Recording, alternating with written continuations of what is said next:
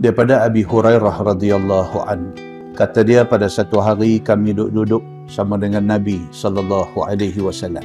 Tiba-tiba terdengar bunyi satu benda terempah.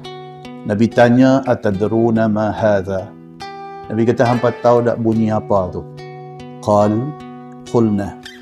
Kata Abu Hurairah, sahabat-sahabat pakai jawab dekat Nabi, Allah wa rasuluhu a'lam. Kami tak tahu, tapi Allah dan Rasul lebih tahu lagi.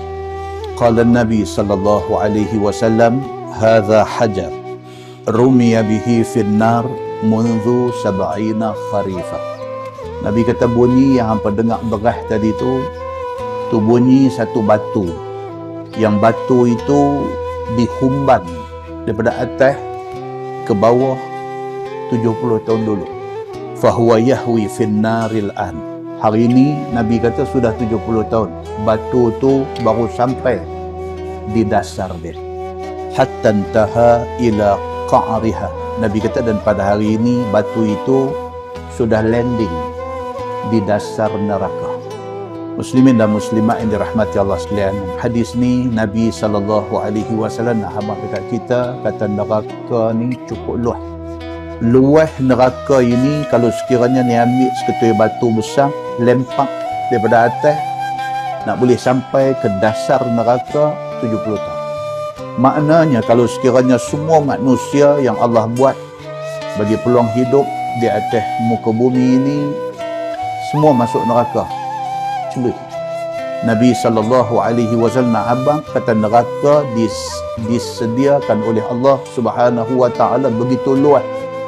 Kira-kira kalau sekiranya semua manusia yang Allah pernah buat di atas muka bumi ni, kalau manusia ni semua kena masuk neraka, celup.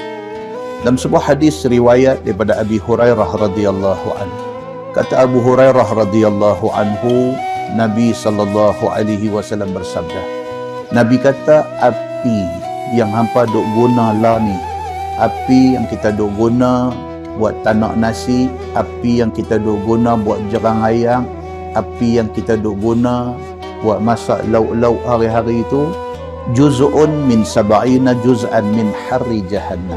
Nabi kata panas api itu cuma 1/70 berbanding dengan api neraka.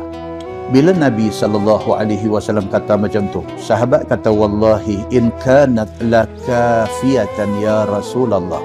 Sahabat kata, ya Rasulullah, api hak duk ada la ni cukup dah cukup panas dah.